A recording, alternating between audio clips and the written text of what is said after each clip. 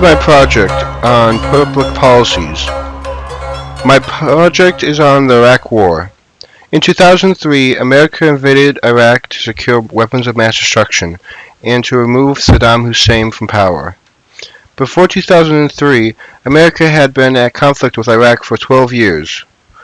When 9/11 happened, September 1st, America invaded Afghanistan. They also decided to invade Iraq. Most Republicans voters wanted to attack Iraq, but most Democrats voters didn't. Wars conducted by the federal government. The state government have militias that are known as the National Guard. The National Guard can be federalized in order to participate in war too. The local state governments have no control over who the federal government goes to war with. Usually Republicans want small governments and low taxes, but when it comes to military, Republicans want a large military with a lot of military spending. Nearly all the congressional Republicans voted to go to war in Iraq, and most of the Democrats agreed to. The majority of Americans were in favor of going to war in Iraq because the war continued for many years. Support fell. After just a few years, most Americans did not want to be at war with Iraq. Americans wanted to go to war to remove weapons of mass destruction. America had been at conflict with Iraq for a very long time for many reasons. Iraq liked to kill civilians and kept violating the UN resolution. Iraq was a human rights violator. Kurds are an ethnic group in the Middle East that have villages that stretch throughout many different countries. When the Middle East was converted into countries, Kurds did not get a country. Ever since, the Kurds have been fighting to get their own country. Iraq did not like that, so they would kill off the Kurds by hundreds and thousands. America formed a coalition of countries to aid the Iraq War.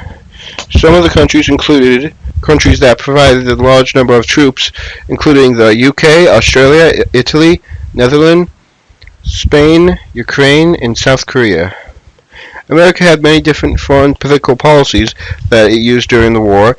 For example, it limited civil casualties, and it helped rebuilding the nation after the war. We also fought against human rights violators.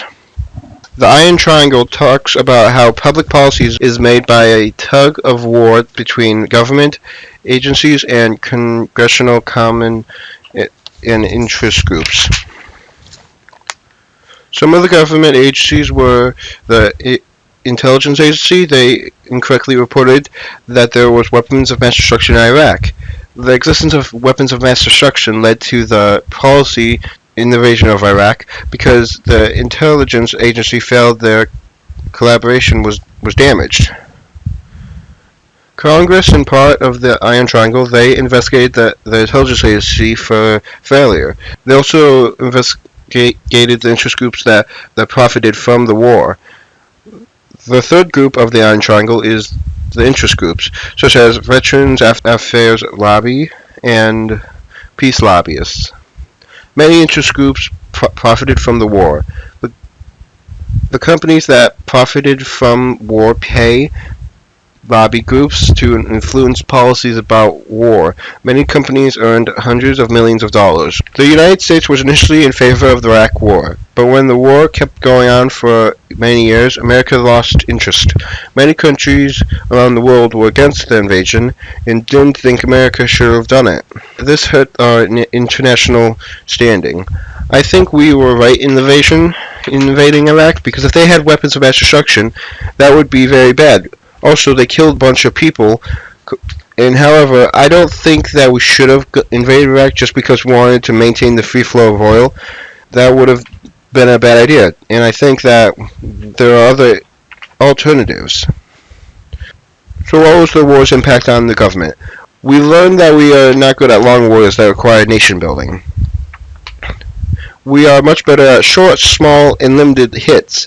The war cost us a lot of money, a lot of lives, and took attention away from other things that were happening in the world. Iraq became known as the never-ending war.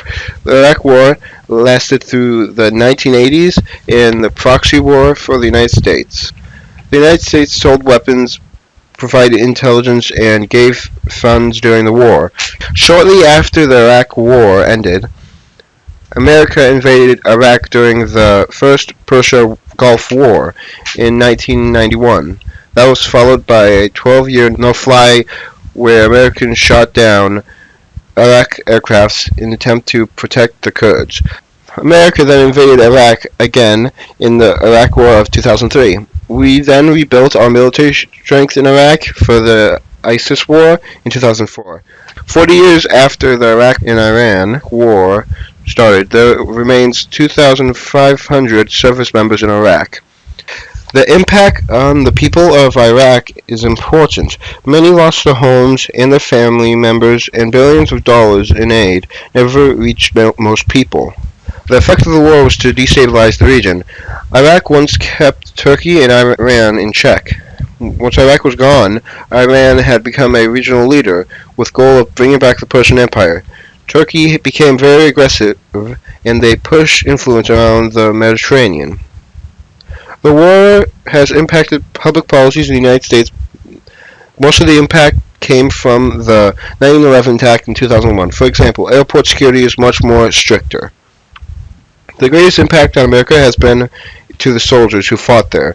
Many were killed or wounded. Others have had difficulty coming back to social life, which has resulted in suicide, drug abuse, alcoholism, and mental illnesses. Who did America send to fight in the Iraq War? The misbelief in America sending poor minorities to fight in the war, that the reality is, thanks to a volunteer force service member, came from the middle class and from every race and ethnic group. America had spent trillions on the Iraq War. If there were dollar bills lined end to end, would stretch from America to the sun and back. If the dollar bills were stacked and would reach 138 miles into space. It is enough money to give every single woman, man, and child in Iraq $52,000. It is enough money to fund the Hilton School District for 23,000 years. Finally, there are questions about whether or not the Iraq War was legal. Congress approved the war, so it was legal within the United States. However, the United Nations did not approve the war. The United Nations believed the war violated international law and should never have happened.